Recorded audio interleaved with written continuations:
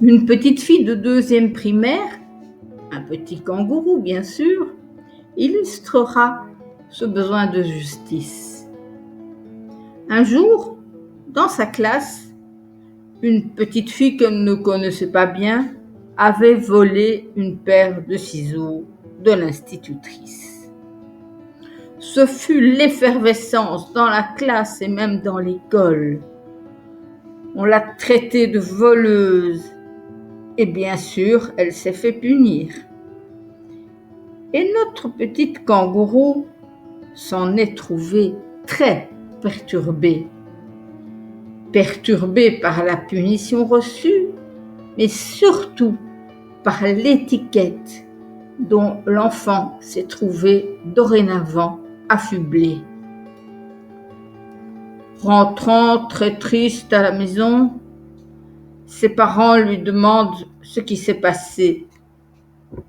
Elle raconte, puis elle dit que ce n'est pas juste. Elle explique, moi, je vais au cours de morale, alors j'apprends que ce n'est pas bien de voler. Mais elle, la pauvre, elle va au cours de religion, alors elle n'a pas appris ça. Donc, c'est parce qu'elle ne savait pas qu'elle a volé. Les parents éclatent de rire et l'enfant ne comprend pas pourquoi. Cette histoire, peut-être un peu drôle, est aussi très sérieuse. Elle illustre bien la façon dont le petit kangourou perçoit la justice. Il a un sens aigu de ce qui est juste et de ce qui ne l'est pas.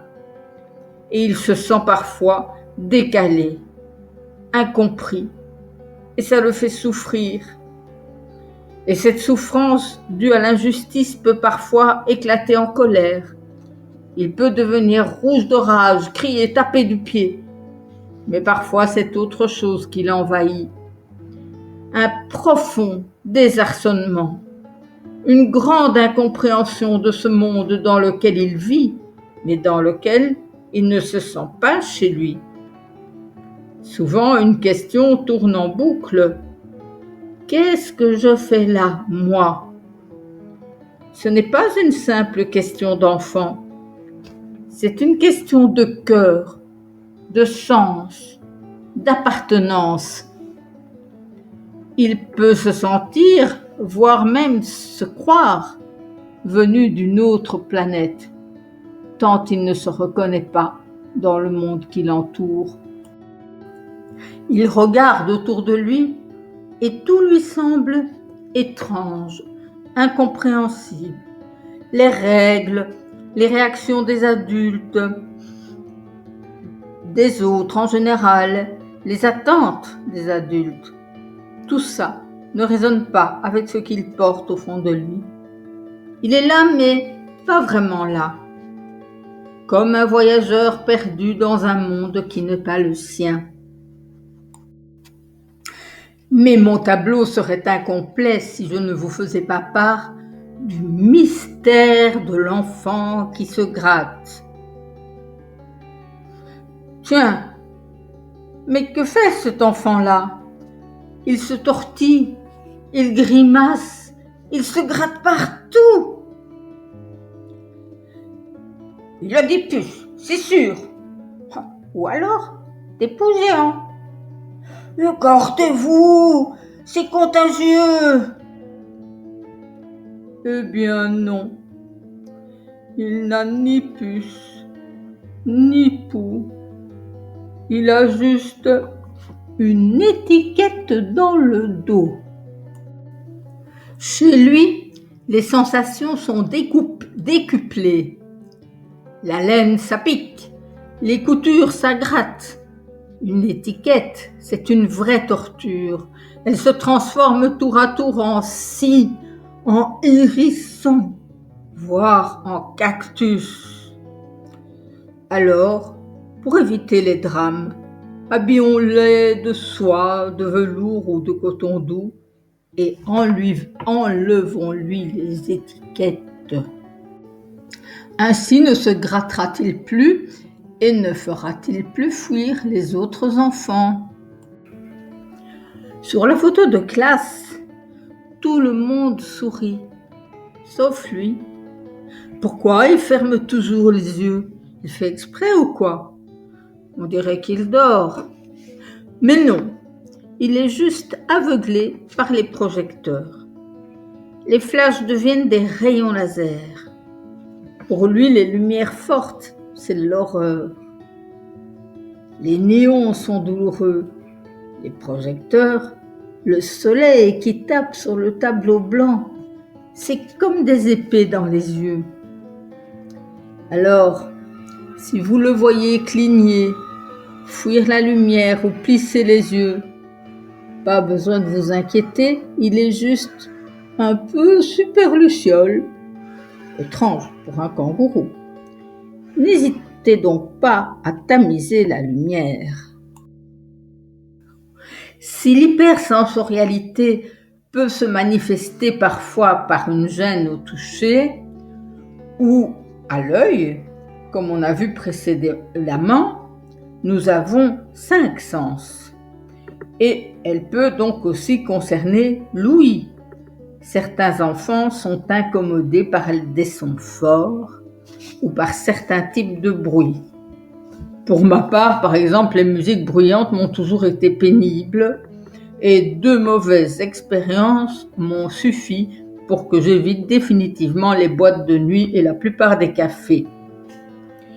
La télévision en bruit de fond m'est aussi insupportable et tout ça peut rendre l'intégration sociale plus compliquée et particulièrement pour des enfants ou des adolescents qui ne peuvent pas encore aussi facilement comprendre ce qui se passe et donc le dépasser plus facilement.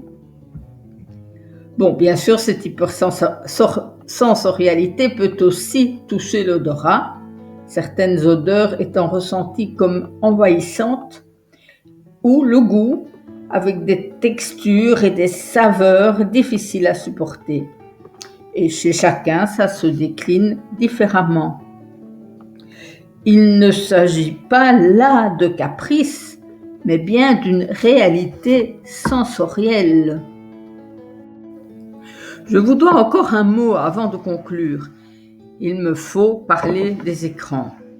Je n'en ai rien dit lorsque je parlais des activités auxquelles s'adonnent les enfants. Et pourtant, certains enfants passent beaucoup de temps sur les écrans. Et le plus souvent, il ne s'agit pas de véritables activités. Le cerveau reçoit du pré-mâché, la créativité s'endort et cela peut réellement rendre paresseux. Le plus souvent, ces écrans et leur contenu font office d'anesthésiant ou pour le moins d'analgésique. Une des conséquences de cet usage intensif est qu'il devient difficile de suivre le fil d'histoire jusqu'au bout ou de texte quel qu'il soit. Notamment parce que le cerveau ne crée pas d'images ou de films intérieurs, ce qui se passe d'habitude quand on écoute ou quand on lit.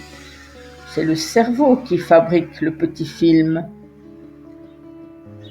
Du coup, sans ce support auquel il se sera habitué, la personne aura du mal à écouter attentivement quelqu'un jusqu'au bout et de lire un livre, tout simplement, avec concentration.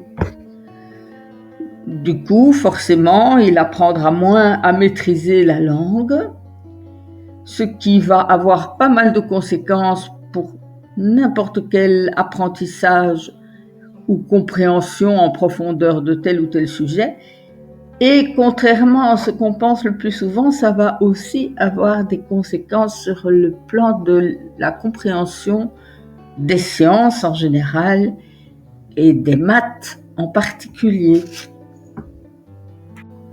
Mon souhait à travers cette conférence serait que des parents, mais aussi des enseignants et des éducateurs en général, puissent repérer intuitivement les spécificités décrites chez l'un ou l'autre de leurs enfants, de leurs élèves. Si on veut aller plus loin, un bilan réalisé par quelqu'un de compétent dans le domaine du haut potentiel pourra aider. En effet, avec ce double éclairage, la vidéo bien sûr et le bilan, il sera plus aisé de mieux adapter sa relation à l'enfant. De plus, l'enfant identifié pourra plus facilement se déculpabiliser vis-à-vis de ce qu'il considère comme des échecs et trouver des moyens qui lui conviennent pour se frayer son chemin dans le cadre de ses apprentissages et de sa vie en général. Parents, enseignants et élèves pourront découvrir des méthodes et outils pragmatiques issus d'une approche méthodologique que j'ai façonnée au cours de longues années de pratique. Du matériel pour apprendre à mieux apprendre et surtout pour étudier plus rapidement, plus facilement et plus en profondeur à la manière des kangourous. Ce matériel est en train de se préparer à sortir au grand jour. Les outils, vous les trouverez dans une collection aujourd'hui en gestation et qui s'intitulera Athanor Pédagogie. Le premier livre à paraître sera Bébé ému, un album jeunesse qui vise principalement à mettre en évidence certaines forces cachées derrière les faiblesses apparentes ou évidentes. Je vous remercie d'avoir écouté cette vidéo jusqu'au bout et espère que votre lanterne s'en est trouvée peu ou prou éclairée.